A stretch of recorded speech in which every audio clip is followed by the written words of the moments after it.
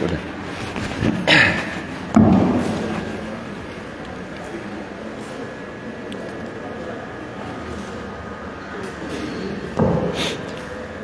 مولاي صل وسلم دائما أبدا على حبيبك خير الخلق كلهم مولاي صل وسلم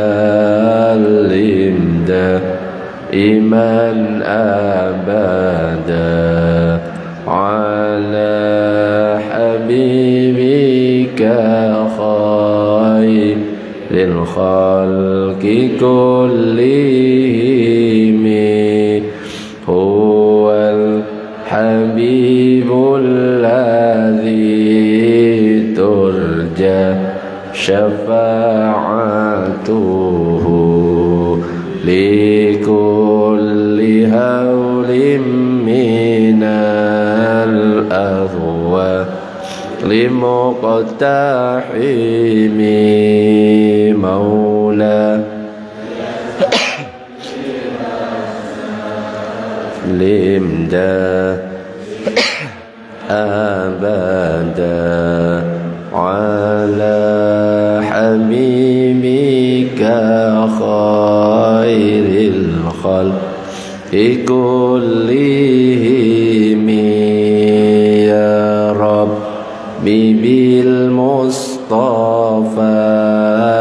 بلغ مقاصدنا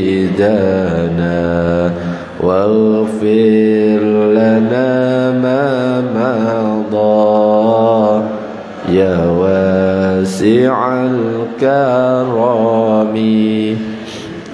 Assalamualaikum warahmatullahi wabarakatuh. Bismillah walhamdulillah wassalatu wassalamu ala rasulillah Sayyidina Muhammad ibn Abdillah wa ala alihi wa sahbihi wa man walah. La hawla wa la quwata illa billah amma ba'du. نوينا التعلم والتعليم والتذكر والتذكير والنفع والانتفاع والإفادة والاستفادة والحث على تمسك بكتاب الله وسنة رسوله والدعاء إلى الهدى والدلالة على الخير وابتغاء وجه الله مرضاته وقربه وثوابه سبحانه وتعالى إلى حضرة النبي المصطفى محمد صلى الله عليه وسلم. الفاتحة. أعوذ بالله. الحمد لله رب العالمين الرحمن الرحيم.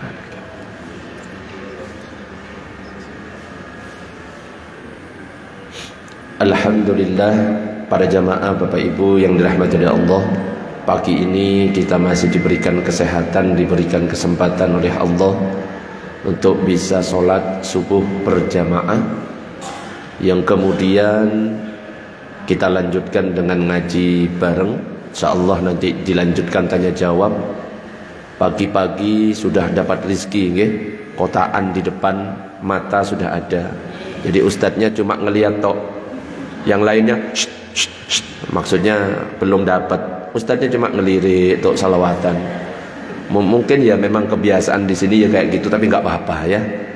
Tempat yang satu dengan tempat yang lain kan beda. Biasanya ustadznya yang didulukan ini nggak ono ya. Tapi nggak apa-apa. Tak doakan mudah-mudahan lancar ya. Dan mudah-mudahan takmirnya ngerti, nanti dibawakan pulang gitu ya. Allahumma shalli ala sayyidina Muhammad. Insyaallah saya tidak sakit hati ya. Cuma geruweng aja di dalam hati ini. Kurang ajar gitu aja ya. Nggih. Para jamaah Bapak Ibu yang dirahmati oleh Allah, pembahasan kita pada kesempatan pagi ini adalah tentang perkara yang membatalkan wudhu. Dan ini penting untuk kita ketahui. Kalau kemarin sudah kita bahas wudhu, jadi cara wudhu mulai dari awal sampai akhir. Nah, kalau cara wudhu sudah ngerti, sudah paham, maka perlu bagi kita mengetahui apa yang bisa merusak wudhu kita itu. Apa saja? Disebutkan ma kharaja min ahadis sabilaini. Yang pertama adalah sesuatu yang keluar dari dua jalan, nanti akan dijelaskan. Yang kedua adalah an-naumu ala ghairi hayatil mutamakkin, tidur dengan keadaan tidak menetapkan pantat. Jadi tidurnya telentang, tidurnya tengkurap, atau tidurnya nyak. Tapi kalau orang tidur yang sambil duduk, biasanya pas sholat Jumat, hafal kalau laki-laki. Jadi kalau ibu-ibu misalkan punya penyakit insomnia, gak bisa tidur, hadir aja gabung sama bapak-bapak sholat Jumat, insya Allah langsung tidur. Gak tahu, itu memang kayaknya settingannya gitu. Jadi khotib assalamualaikum warahmatullahi wabarakatuh, wis hilang langsung. Jadi kita itu sudah tidak ada di sini. Nah, kalau misalkan tidur kita itu sambil duduk, tidak mengangkat pantat kita, tidak batal. Misalkan duduk di saf pertama, tiba-tiba khotibnya selesai iqomah, tiba-tiba bangun-bangun kok ada di saf terakhir. Nah, itu berarti batal. Kenapa? Karena ada pengangkatan pantat dari bumi. Jadi selama pantat menetap di bumi, aman. Itu nanti akan dijelaskan lagi. Yang ketiga, zawalul akli, hilang akal. Yang keempat, lamsur rajulil mar'atah al-ajnabiyatah, persentuhan kulit laki-laki dengan kulit perempuan yang bukan, jangan salah, yang bukan mahram. Sudah ngaji saya pakai kata muhrim, berarti gak manfaat ilmunya itu ya. Ya itu salah satu hal yang gak manfaat. Ustadznya cuma dibuat ngeliatin gitu ya, makanan dijalankan. Nah itu gak manfaat itu biasanya gitu. Jadi bukan mahram. Kalau muhrim itu orang yang pakai baju ihram itu, orang yang mau haji, umroh, itu namanya muhrim. Bukan muhrim, salah itu. Bukan mahram. Bersentuhan yang bukan mahram. Nanti akan dijelaskan bagaimana kalau kita menyentuh istri, batal atau tidak? Bu, batal atau tidak? Batal. Itu istri sendiri, apalagi istrinya batal atau tidak? Oh, tambah parah ya, wis batal, kurang ajar kan gitu. Massu farjil adamiyyi bi batinil kaffi, dan yang kelima menyentuh kemaluan anak Adam dengan bagian dalam telapak tangan. Menyentuh kemaluan dengan telapak tangan. Makanya kalau di desa-desa ada yang mandi di sungai, ya, gak pakai baju terus ditutup kemaluannya, tapi dengan membalikkan tangan. Pernah kelihatan seperti itu? Pernah atau pernah melakukan? Pernah melihat atau pernah melakukan? Ya wes gitu. Ibu-ibu pernah? Enggak ya, masa kayak gitu ya.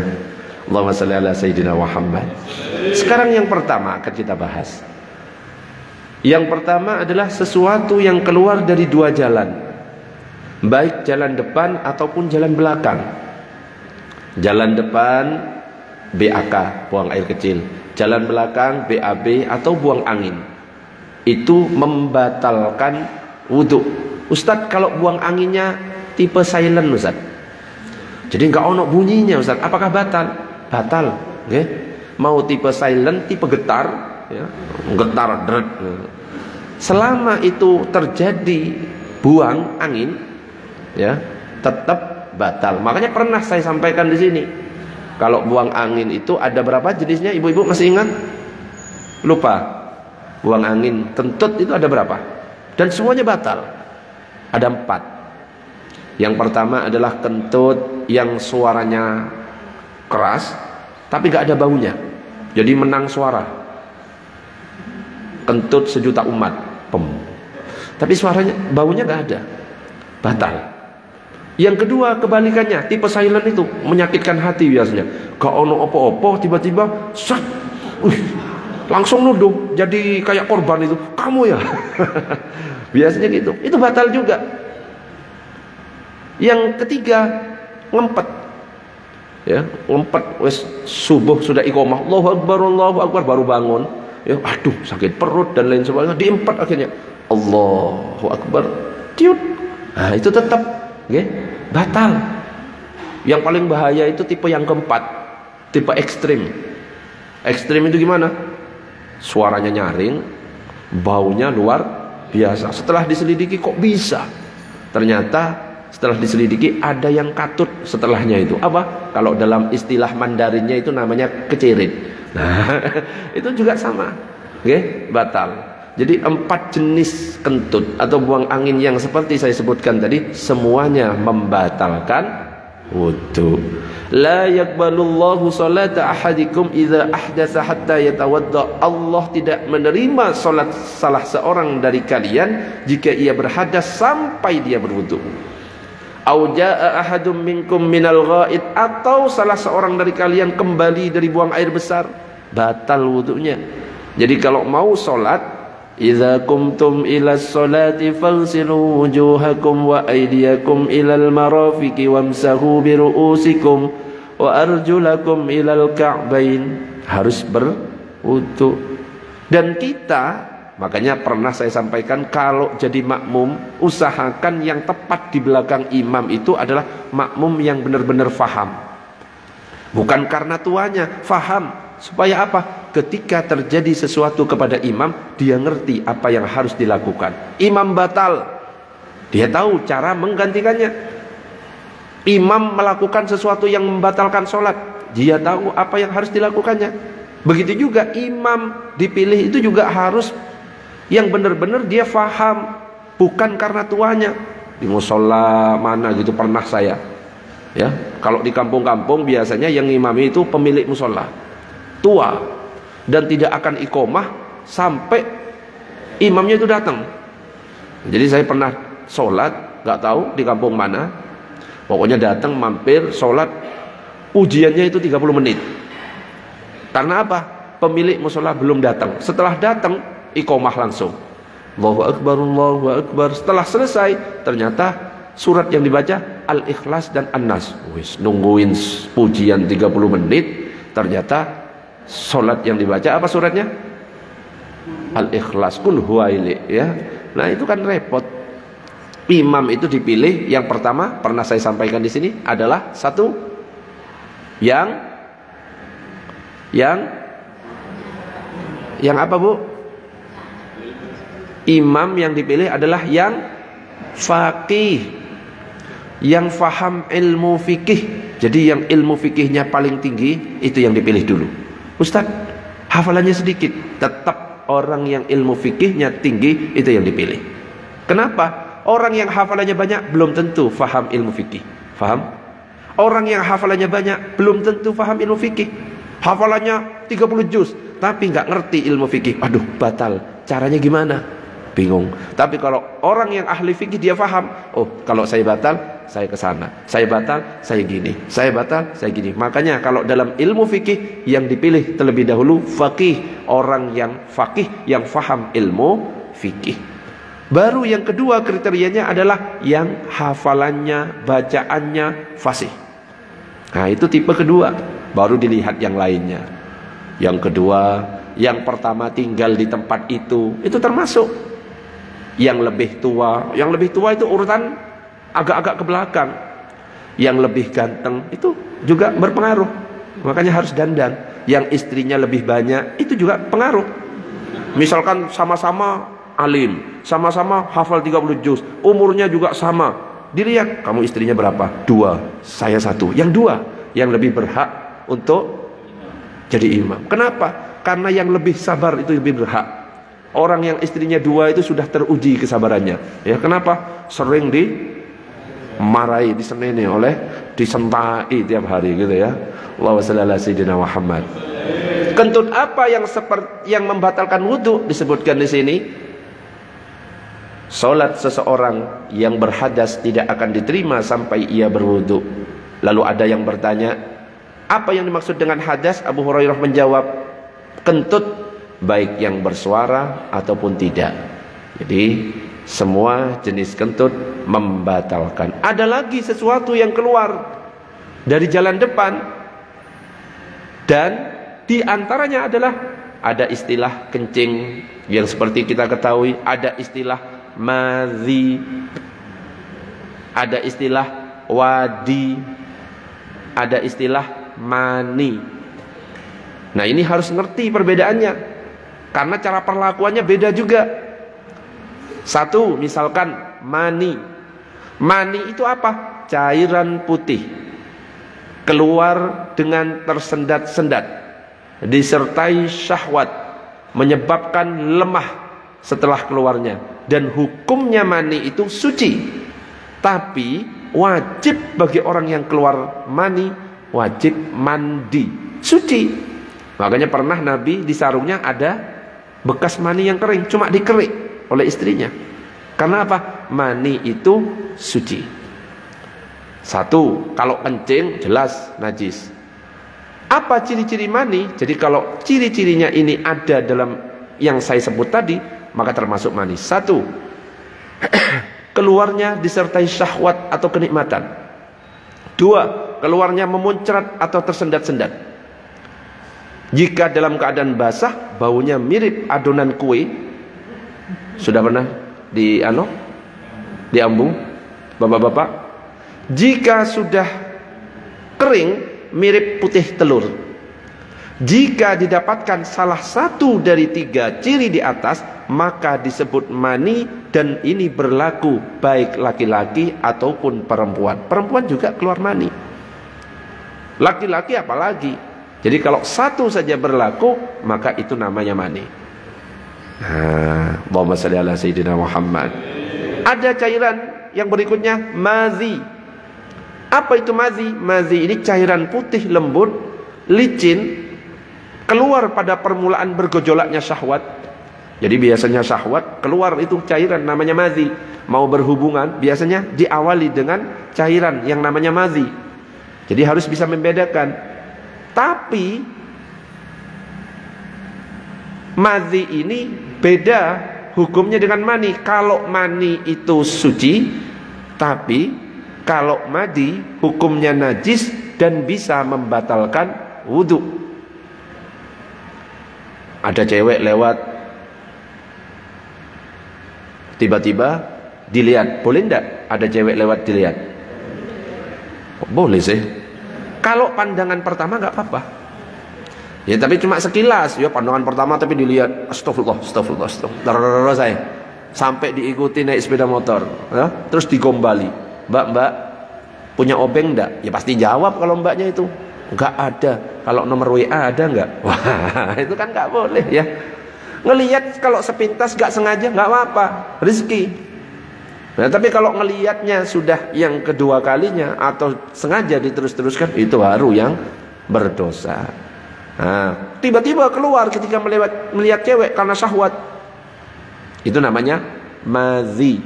Kalau tidak ada muncrat dan ada rasa nikmat. Tapi kalau keluarnya rasa muncrat dan rasa nikmat seperti ciri yang pertama, maka termasuk mani. Dia itu harus mandi wajib. Yang ketiga ada wadi, cairan putih keruh kental keluar setelah melaksanakan kencing. Biasanya kencing terus biasanya ada cairan kental. Nanti pulang rumah dicek semuanya, oke? Kalau perlu nanti video satu-satu, Japri ini tahu Ustaz. Nah ya, nggak apa-apa biar untuk memastikan. Jadi di antara cairan yang keluar dari jalan depan, kencing najis, madi najis, wadi najis, mani suci. Kalau kencing, madi, wadi berwudu. Kalau mani wajib mandi besar. Allahumma shalli ala sayyidina Muhammad. Nah, sebelum dilanjutkan, ada yang mau bertanya biar gak ngantuk? Oke, ada yang mau bertanya sampai di sini dulu? Ibu-ibu? Boten? Gimana? Keputihan.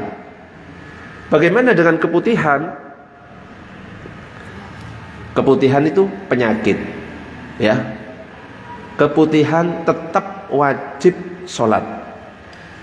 Tapi bagi yang keputihan nanti wudhunya kalau sudah masuk waktu azan langsung bersihkan, wis langsung. Kalau misalkan keputihannya kok keluar terus ya, nggak bisa ditahan, maka sudah dimaafkan itu. Tapi dipakai apa? Pempes. Bapak-bapak juga kalau misalkan beser kok dikit-dikit jalan keluar pipis, batuk, kencing, ya, cuma ngelirik temen pipis, Padahal laki-laki pipis dikit-dikit pipis sama ya. Ketika mau sholat wudunya ketika sudah masuk waktu azan Allahu Akbar langsung bersihkan langsung pakai pempers. Ustaz nggak enak pakai pempers ya wes diikat pakai karet gelang ikat ya insyaallah gak iso nafas ya. Ya pokoknya usahakan seperti itu. Oke, ada pertanyaan yang lain monggo sebelum dilanjut. Lanjut dulu, masih belum. Allahumma shalli ala sayyidina Muhammad.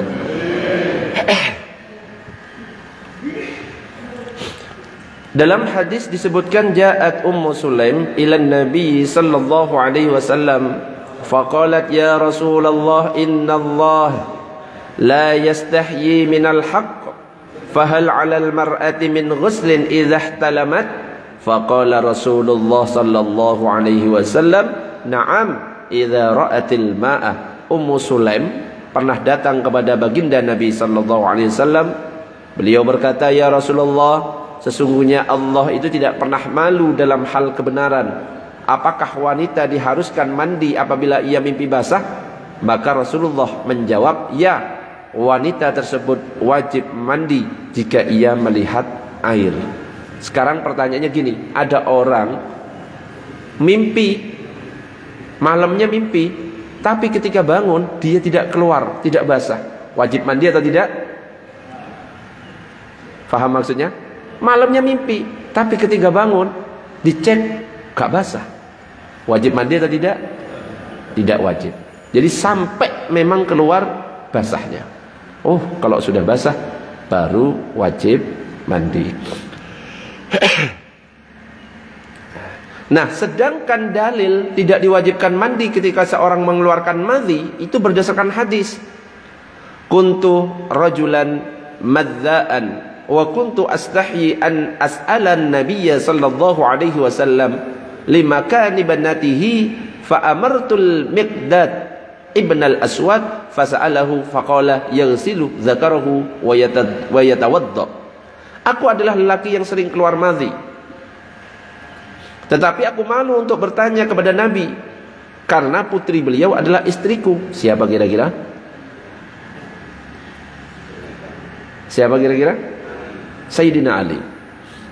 Jadi Sayyidina Ali ini sering keluar madhi. Mau bertanya kepada Rasulullah sungkan malu karena putrinya Nabi adalah istrinya. Maka kusuruh Al-Miqdad bin Al-Aswad supaya bertanya kepada beliau. Lalu beliau bersabda, hendaklah orang yang keluar madhi dia membasuh kemaluannya dan berwudu, gak perlu mandi wajib. Itu khusus orang yang keluar madhi. Wes, itu poin pertama yang membatalkan wudu. Ada pertanyaan sampai di sini? Ini kok nggak ada ya dari tadi ya? Kurang seru berarti ya. Oke, lanjut. Yang kedua, hilang akal sebab tidur dengan keadaan tidak menetapkan pantat. Imam Nawawi berkata,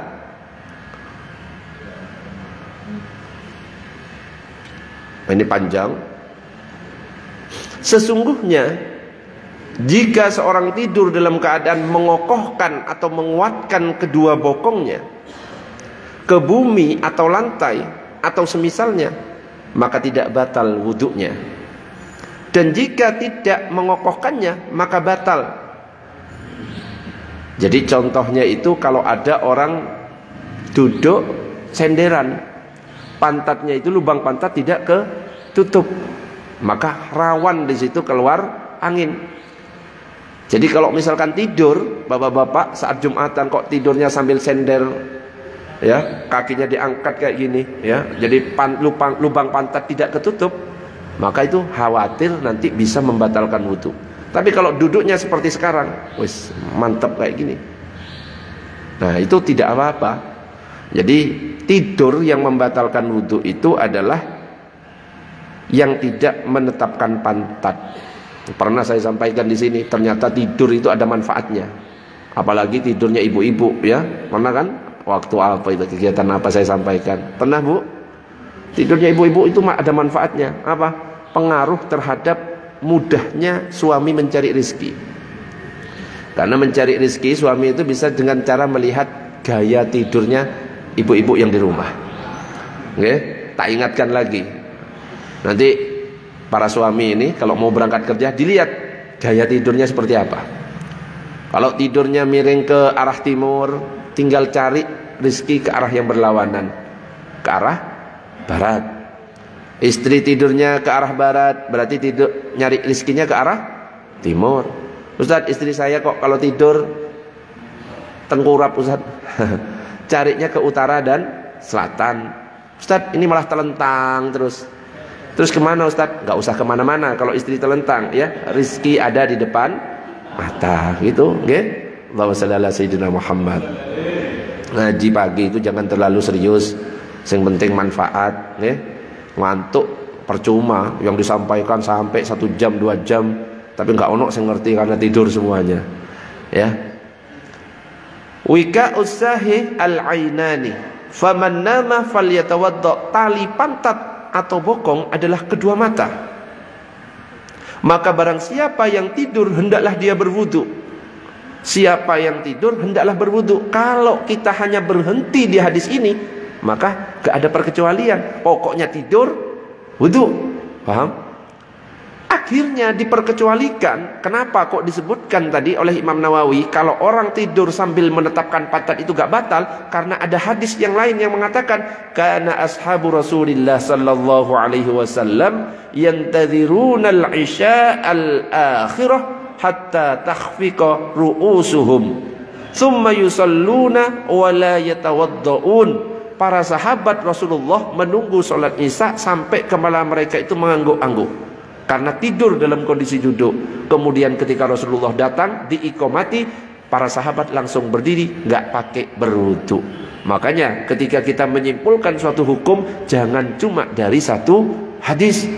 Kalau satu hadis saja, di hadis pertama siapa yang tidur batal, faham? Tapi harus cari hadis-hadis yang lain. Oh, ternyata pernah sahabat itu menunggu Nabi dalam keadaan duduk, dia tertidur. Ternyata para sahabat langsung berdiri sholat. Nah, ini yang terjadi sekarang. Cuma ngambil satu hadis sudah mudah menyalahkan orang lain. Jangan. Ya, kayak lebih alim dari para kiai yang sudah 20 tahun, 30 tahun mondok, sudah membahas kitab kuning dan lain sebagainya. Model zaman sekarang seperti itu. Hanya cuma satu hadis, dikit-dikit langsung salah hadisnya ini, salah hadisnya ini. Mudah-mudahan kita tidak termasuk di dalamnya. Amin ya rabbal alamin. Oke, sudah. Yang kedua, tentang tidur yang membatalkan wudu. Ada pertanyaan sampai di sini? Monggo, sebelum dilanjut, dikit-dikit aja. Ibu-ibu, bapak-bapak, biasanya di sini ini mudah bertanya. Sekarang kok ya? Ngantuk atau gimana? Monggo, ada pertanyaan? Oke, gak ada. Lanjut lagi. Yang berikutnya adalah bersentuhan kulit laki-laki dan perempuan. Aula mastumun nisa, atau kamu telah menyentuh perempuan. Imam Malik dalam kitab Al-Muwatta mengatakan,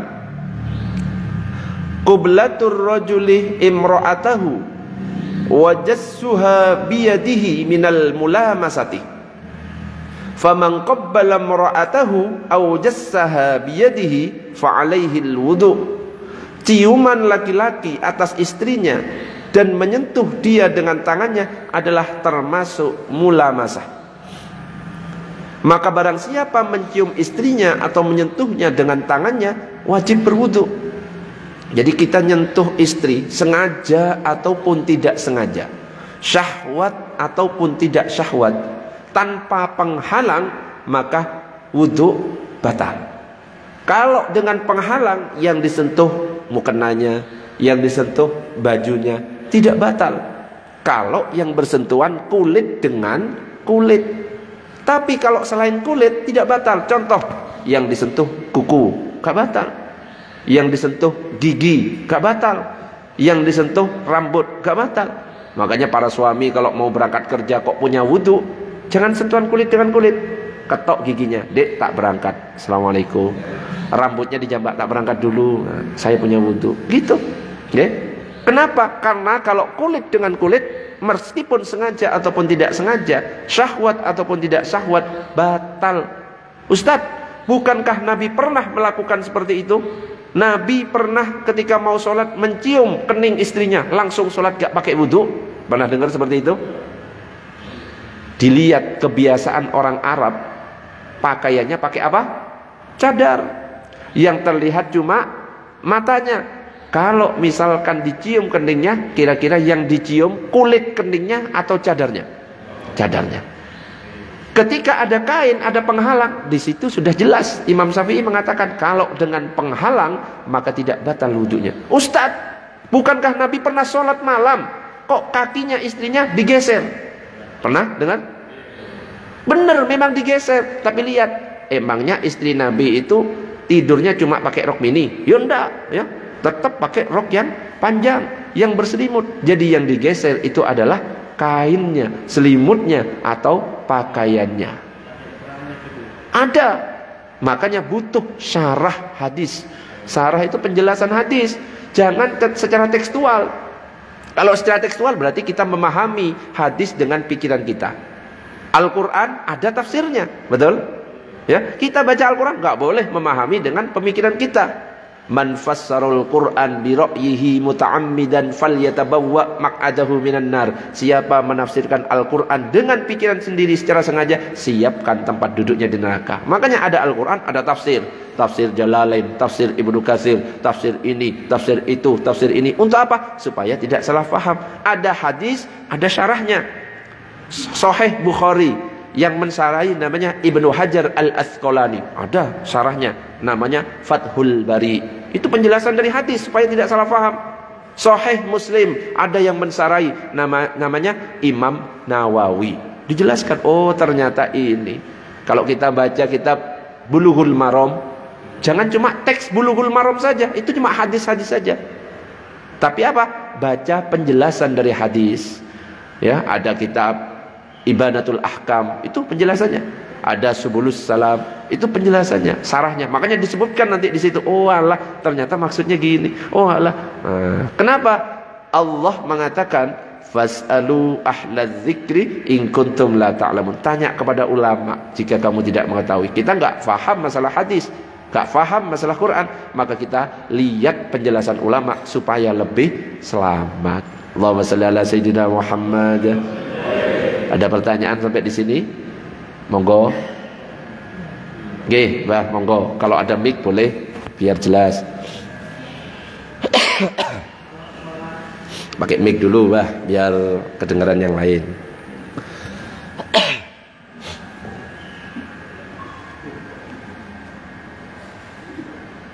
Terima kasih.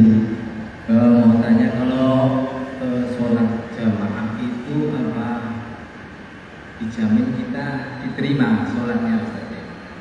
Dan yang kedua, saya pernah dengar hadis bahwa kalau kita pada saat jamaah itu takbirnya itu mengikuti takbir imam, itu ibaratnya seperti dekah emas sebesar gunung gitu. Mungkin minta hadisnya. Terima kasih. Tentang sholat berjamaah, apakah ada jaminan apa tadi? Diterima oleh Allah. Nanti sebenarnya pembahasan fikih sholat jamaah. Cuma karena sudah ditanya, maka saya tetap jawab, tapi cuma singgungan dulu. Hadisnya jelas, sholatul jama'ati afdalu min sholatil fadhi bi 27 darajah. Sholat berjamaah itu lebih utama daripada sholat sendirian dengan berapa? 27 derajat. Semakin banyak jamaahnya, semakin banyak yang ikut jadi makmum, semakin banyak pahalanya. Apakah ada jaminan diterima? Tetap kalau misalkan diterima atau tidaknya kan tetap kita kembalikan kepada Allah. Cuma ada ulama yang mengatakan orang yang sholat berjamaah jauh lebih aman, lebih selamat daripada orang yang sendirian. Sendirian gak khusyuk, ada sedikit yang salah, tidak sah rukun-rukunnya, ditolak sudah. Tapi kalau misalkan sholat jamaah itu bisa saling melengkapi. Ada satu tidak khusyuk rukuknya, tapi sebelahnya khusyuk, dilengkapi. Ada satu yang tidak khusyuk yang sujudnya, tapi sebelahnya khusyuk, saling melengkapi. Maka jauh lebih aman, lebih selamat. Jadi jauh kemungkinan besar diterimanya lebih besar. Ibarat apa? Ibaratnya air. Air misalkan ada satu gelas, saya kasih satu tetes kencing. Satu gelas ini suci apa najis? Najis. Tapi ternyata ada air satu gelas itu ada 1000 gelas. Masing-masing gelas saya tetesi air kencing semuanya, najis semuanya. Ketika dijadikan satu, berubah menjadi air 2 kullah. Warnanya sudah tidak terlihat, baunya tidak ada, rasanya tidak ada. Saya tanya, air najis yang dikumpulkan suci atau tetap najis? Suci. Bayangkan, itu gambarannya. Ya, seandainya ini nggak khusyuk, Allah itu maha pengasih, maha penyayang. Saya dilihat, wah lurus softnya rek, terima ya. Wih, iki bacaannya nggak enak iki, tapi iku enak iku, terima ya. Tapi kalau sholat sendirian, ya nggak ada jaminan, wudhunya nggak benar dan lain sebagainya, rukunnya tidak terpenuhi dan sebagainya. Itu yang pertama. Yang kedua, orang yang bertakbir gimana bah? Bersamaan dengan imam. Harus diperinci dulu pertanyaannya. Bertakbir, takbir apa? Takbir itu ada 2. Ada takbiratul ihram, ada takbir intikal. Takbiratul ihram wajib hukumnya. Takbir intikal hukumnya sunnah. Takbiratul ihram itu takbir yang pertama. Takbir pertama namanya takbiratul ihram, wajib diucapkan, gerakannya sunnah. Jadi harus tahu mana yang wajib, mana yang sunnah. Ucapannya wajib, gerakannya sunnah. Takbir intikal, ucapannya sunnah, gerakannya juga sunnah. Tidak dilakukan, nggak apa-apa. Itu termasuk sunnah hayat nanti. Tapi kalau takbiratul ihram, ada orang cuma bergerak, gak pakai Allahu Akbar, sudah tidak sah. Ada orang pakai Allahu Akbar tapi gak ngangkat tangan, Allahu Akbar, sah. Tapi makruh, meninggalkan kesunahan mengangkatnya. Nah sekarang ada makmum mengikuti berbarengan. Kalau pertanyaannya tadi membarengi, justru dalam kitab yang paling dasar, kitab Safinatun Najah, ada syarat menjadi makmum. Kalau sampai membarengi takbiratul ihramnya imam, batal. Kenapa? Takbiratul ihram makmum harus setelah takbiratul ihram imam. Allahu Akbar, makmum langsung Allahu Akbar. Apalagi kalau mendahului, tambah batal. Ini nanti akan ada pembahasan sama hadis-hadisnya, nggih. Itu dalam kitab fikih. Ya bisa ditanya Ustaz Haryadi, ada tadi. Ada yang mengkaji kitab-kitab fikih, ada itu syarat-syaratnya. Tidak boleh membarengi. Justru tidak boleh membarengi. Harus setelah takbiratul ihramnya imam. Allahu Akbar, baru makmum Allahu Akbar. Nanti saat kita membahas tentang bagaimana sholat berjamaah dan juga cara takbiratul ihram, akan saya tunjukkan hadis beserta ibarah dari kitab-kitabnya para ulama. Allahumma shalli ala sayyidina Muhammad. Monggo, ada pertanyaan yang lain? Nggih, monggo mic-nya biar mantap suaranya. Flashback sedikit dan pertemuan kemarin saya tanya. Insya Allah yang saya lakukan ini pada saat membasuh rambut itu bersamaan dengan telinga. Dari kecil saya lakukan itu, menurut saya insya Allah benar. Saya hanya ingin pasti ada dari Ustaz aja. Ini benar apa enggak, supaya nanti di akhirat kalau ada apa-apa saya bisa ngomong kalau Ustaz ya. Suruh nuntut saya. Ini murid gak bener nih ya. Monggo. Yang kedua adalah umpamanya ada perbedaan membatalkan wudhu antara satu mazhab dengan mazhab yang lain. Apakah kita bisa? Ini sah menurut Hanafi tidak batal, jadi saya bisa praktekkan di sini. gitu kan. Karena kalau menurut saya itu insya Allah kalau yang paham tidak ada masalah, tapi kalau tidak paham itu akan jadi masalah. Betul. Terima kasih. Siap.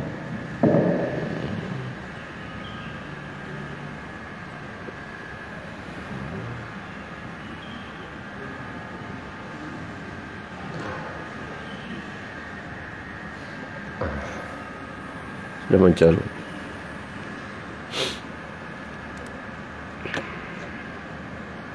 Allahumma shalli ala sayyidina Muhammad. Jadi biar jelas tak tampilkan sekaligus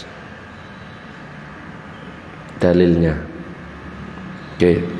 Tentang mengusap kepala dibarengkan dengan telinga.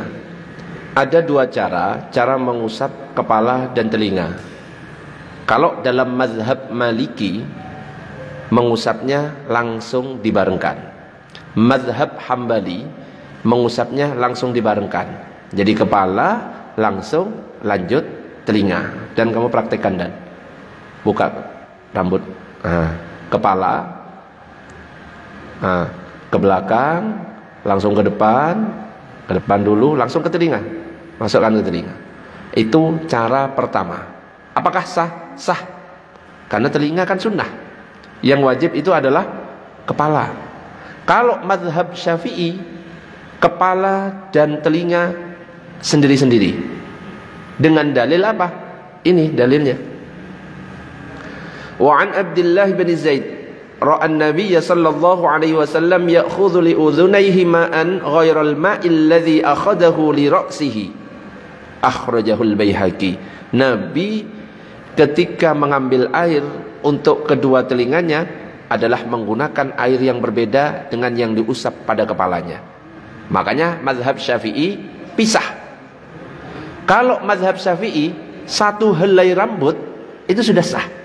Ada yang mengatakan satu helai rambut sah. Ada yang mengatakan minimal 3. Ya sudahlah, pokoknya enggak semuanya. Tapi tetap sunnah hukumnya mengusap semuanya. Kalau Malik, Imam Malik wajib semuanya. Faham bedanya? Imam Malik semuanya wajib. Tapi kalau Imam Syafi'i sebagian yang wajib. Kalau diusap semuanya sunnah. Jadi dipisah kalau Imam Syafi'i. 3 kali kepala, ambil air yang berbeda, dengan telinga air yang berbeda. Okay. Semuanya sama-sama sah satu. Yang kedua, Ustaz, bagaimana kalau misalkan terjadi perbedaan mazhab tentang hal yang membatalkan wudhu? Menyentuh perempuan menurut Syafi'i batal. Kesentuh, aduh, enggak, saya pakai mazhab Hanafi, Maliki, enggak sengaja, enggak batal. Apakah boleh? Ada aturan dalam bermazhab. Nah ini yang harus ditekankan. Dalam bermazhab harus satu qadiyah.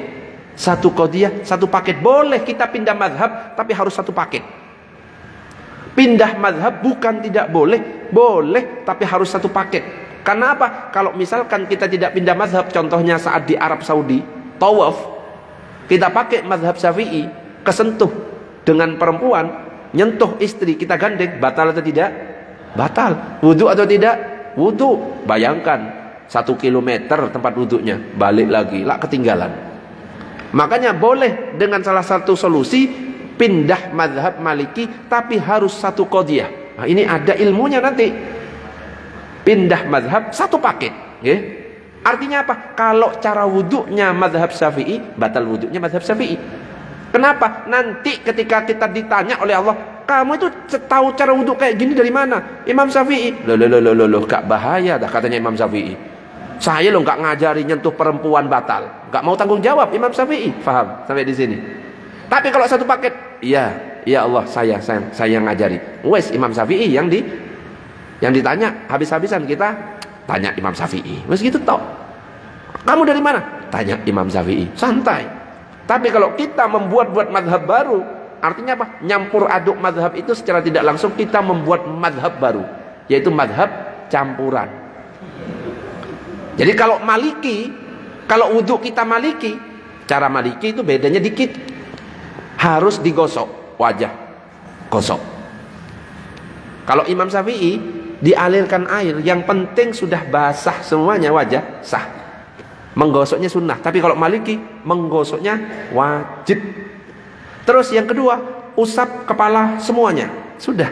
Tambahannya 2. Kalau kita wudhunya seperti itu, sentuh istri nggak sengaja, Maliki, gitu ya. Jadi nanti kalau pengen nggak sengaja kesentuh, wudhu cara Maliki, kesentuh mazhab Maliki, mana? Tapi sholatnya mazhab Maliki nanti, ngerti caranya. Sak paket mazhab Maliki nggak pakai sendekap. Allahu Akbar, dilihat orang, iki sholat topo, Syiah iki. Maliki nggak sendekap, Syiah juga nggak sendekap. Nah, jadi harus satu paket. Ya ada memang, karena nggak ilmunya belajarnya cuma dari hadis langsung belajar, nggak belajar ilmu-ilmu yang lain kan ada. Ilmu untuk memahaminya, ilmu ini, ada ilmu usul fikih, ada ilmu ini, balaghah, ilmu ini, wes ada cabang-cabang ilmu, jadi ngerti. Jadi harus satu paket, nggih? Boleh pindah mazhab, cuma harus satu paket, satu qadhiyah. Loh wis habis rek. Satu lagi nggih. Allahumma shalli ala sayyidina Muhammad. Tak lanjutkan. Loh kok nyampe sini nih. Ganti. Tinggal sedikit.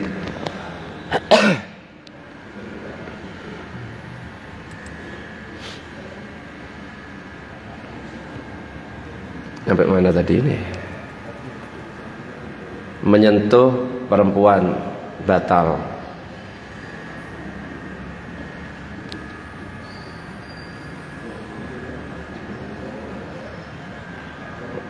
Disingkat.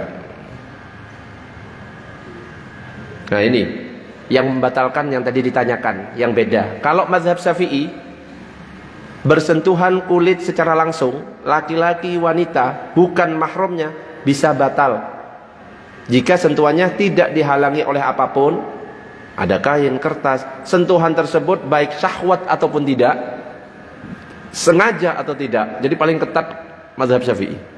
Kalau mazhab Maliki Hambali, yang membatalkan wudhu sentuhan yang disertai syahwat. Kalau nggak syahwat nggak batal. Jadi menyentuh tapi nggak bersahwat atau nggak sengaja nggak batal. Itu mazhab Maliki dan Hambali. Ada lagi mazhab Hanafi, baru batal kalau misalkan sampai berhubungan. Oh, ini lama malah lebih ekstrim. Ya, kalau nggak berhubungan, yang dikatakan sentuhan kulit antara laki-laki dan wanita bukan mahram termasuk istrinya tidak membatalkan secara mutlak. Enak, sholatnya nggak pakai Fatihah sah, wudhu bersentuhan nggak batal. Enak ya? Gimana kalau besok kita ganti mazhab Hanafi semuanya? Ya jangan digampang-gampangkan. Kalau digampang-gampangkan, diambil pendapat mazhab-mazhab yang berbeda, itu namanya talfik. Hukumnya haram, katanya para ulama. Allahumma shalli ala sayyidina Muhammad. Oke, ada pertanyaan? Monggo kalau ada pertanyaan. Ini tinggal satu. Ada, oke, monggo.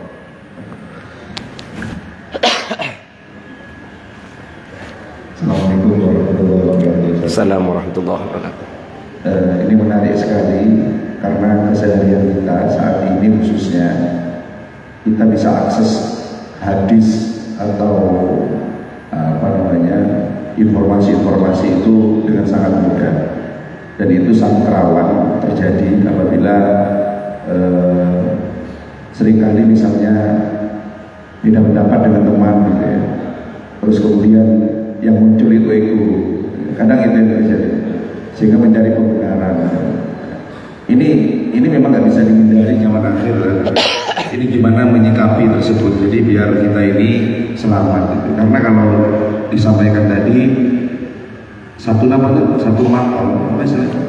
qadhiyah. Jadi satu qadhiyah itu harus turun. Nah, batasan qadhiyah itu sampai di mana? Misalnya kalau memang mulai dari wudhu terus sampai sholat.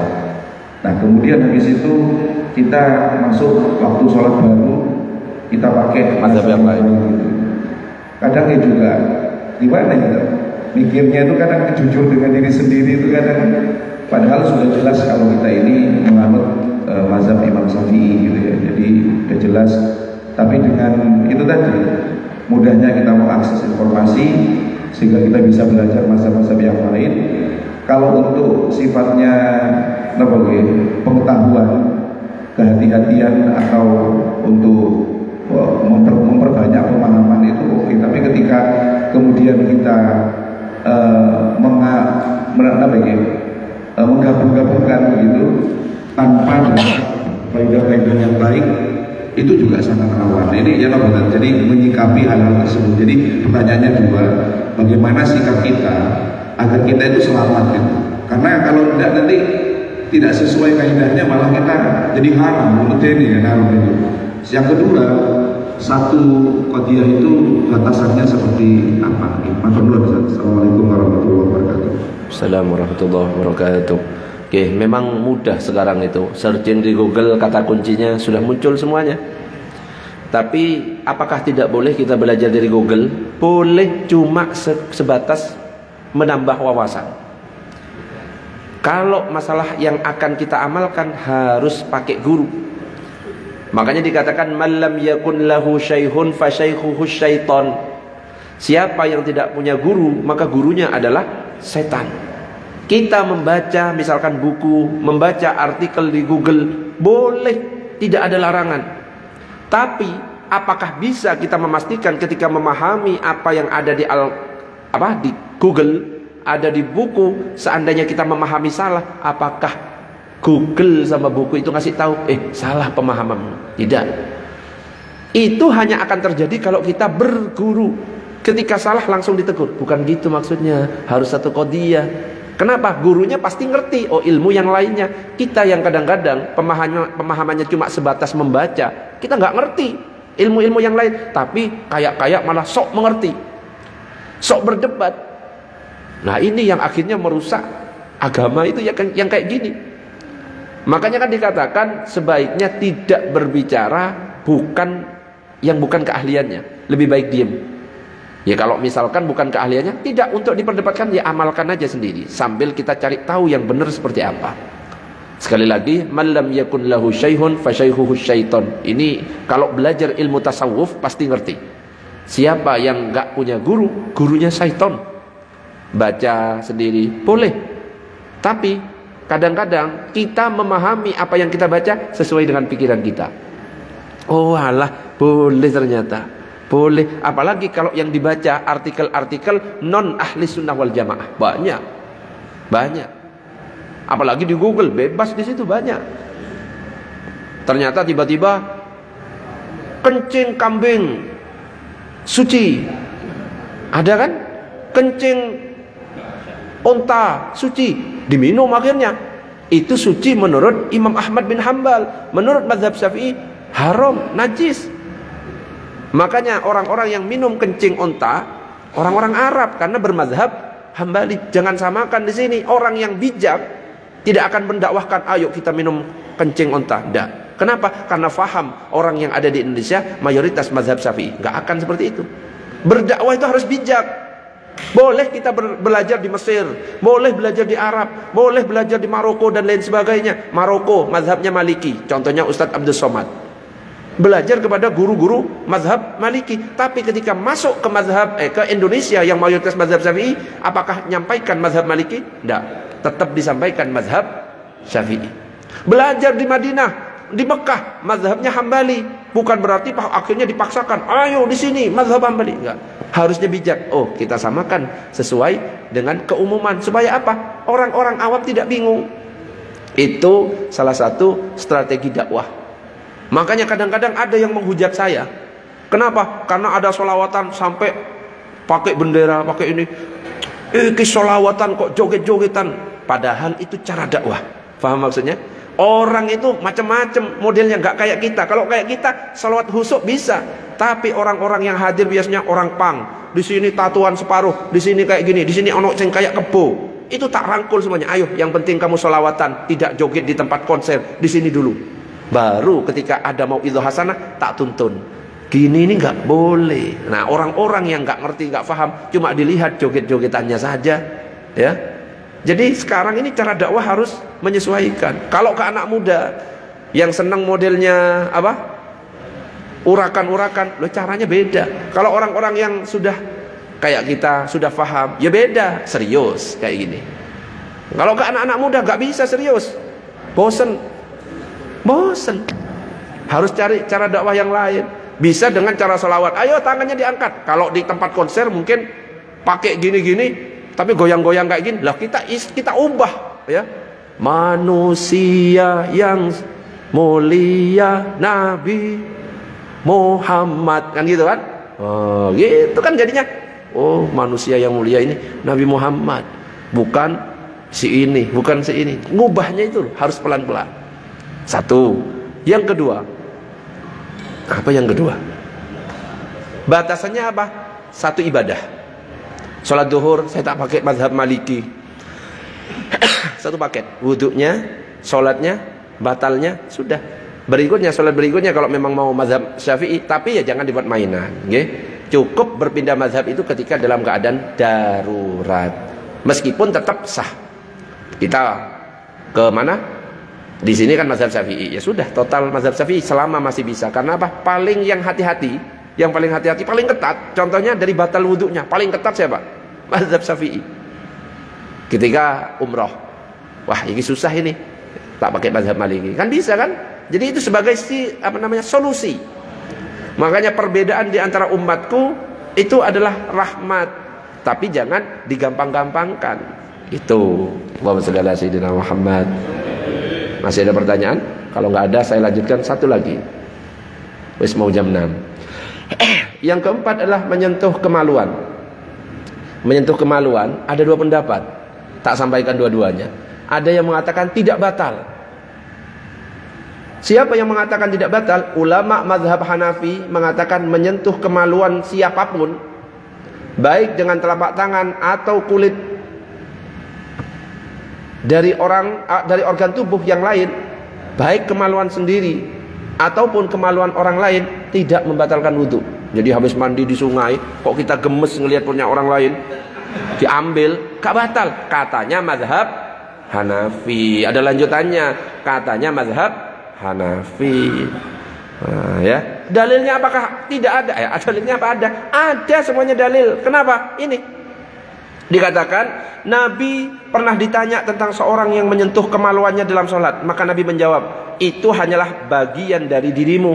Ya, gantung gitu loh. Kita tidur yang ikut, kita ke masjid yang ikut, kita ke mall yang ikut, mau kemana-mana yang ikut. Maka nggak batal. Itu akhirnya dipakai dalil oleh ulama-ulama mazhab Hanafi.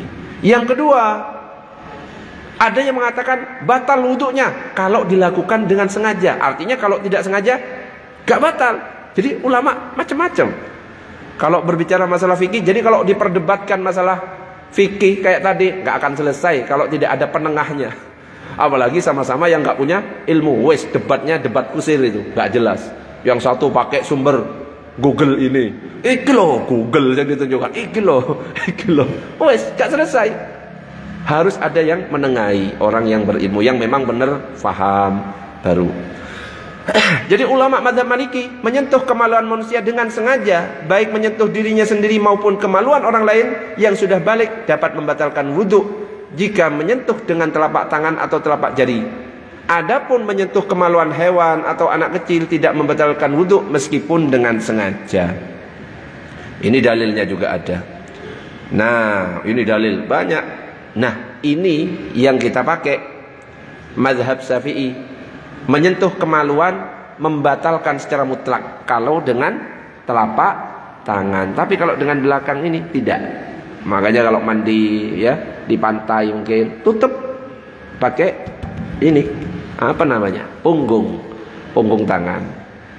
Jadi kalau pakai gini, yang tadi gemes itu biasanya gemes, ya kalau misalnya gemes pakai ini, plok, aman, ya aman, ya. Tapi kalau pakai gini mazhab Syafi'i batal. Wes, Allahumma shalli ala sayyidina Muhammad. Ada pertanyaan? Ini sudah tanda-tanda 1 jam waktunya. Mau berangkat kerja maksudnya. Ada pertanyaan ibu-ibu? Nggak ada ya? Nah, ibu-ibu pengertian. Bapak-bapak? Alhamdulillah juga sama-sama pengertian. Kita tutup dengan doa kafaratul majlis. Subhanakallahumma wa bihamdika asyhadu an la ilaha illa anta astaghfiruka wa atubu ilaik. Assalamualaikum warahmatullahi wabarakatuh.